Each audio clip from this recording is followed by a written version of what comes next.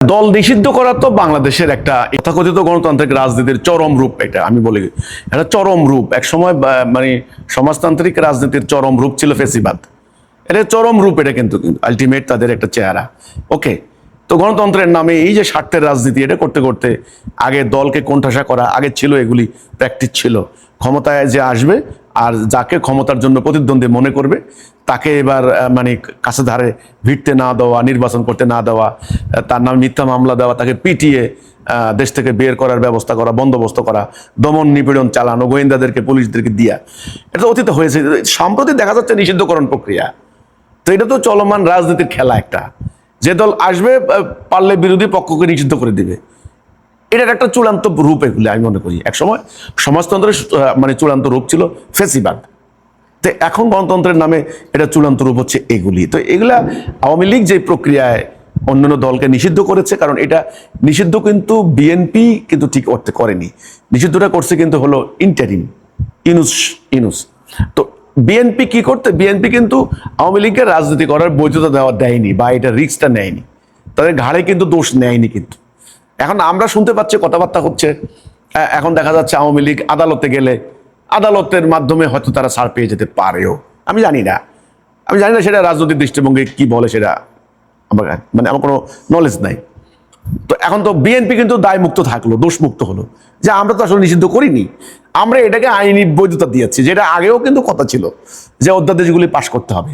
ওকে, তো অর্থাৎ আমি দেখলাম যে আওয়ামী লীগকে নিষিদ্ধ কিন্তু ইন্টারিম করেছে, বিএনপি কিন্তু কোনো রিস্ক নেয়নি, কোনো দায় ঘাড়ে নেয়নি। এখন আওয়ামী লীগ আগামীতে মানে আদালতের শরণাপন্ন হয়ে তারা মুক্ত হইতে পারে কিনা আমি জানি না, এটা আওয়ামী লীগের ব্যাপার। বাট আমি যেটা বলবো, এই দল নিষিদ্ধ করা বা ইত্যাদি করা কোনো মূল সমাধান নয়। যে ফেসিবাদ আবার ফিরে আসবে, আবার জাতির উপরে জগদ্দল পাথরের মতো চেপে বসবে। আসলে কিন্তু চলমান যে রাজনীতি, যে সিস্টেম, যে ব্যবস্থা, আমি বলবো এটা ঔপনিবেশিক যুগের ব্রিটিশ আমলে তৈরি করা মানুষের তৈরি ব্যবস্থা।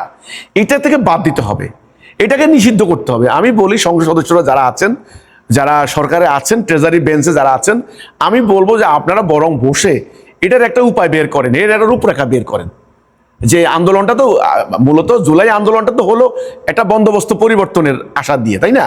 একটা বৈপ্লবিক পরিবর্তন আমরা আশা করেছিলাম, সেটা কিন্তু হয়নি।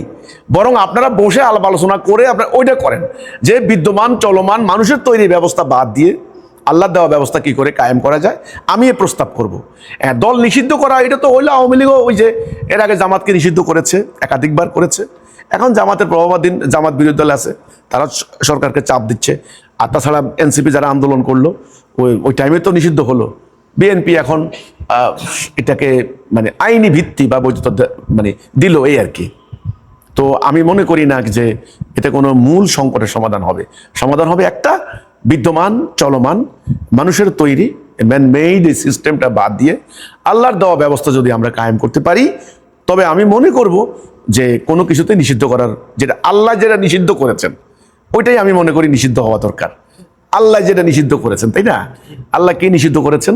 আল্লাহ নিষিদ্ধ করেছেন অন্যায়, জুলুম, অবিচার, লুণ্ঠন, ডাকাতি, সুদ, রাহাজানি, স্বজনপ্রীতি, যেগুলো আল্লাহ নিষিদ্ধ করেছেন সেগুলো আমরা নিষিদ্ধ করি।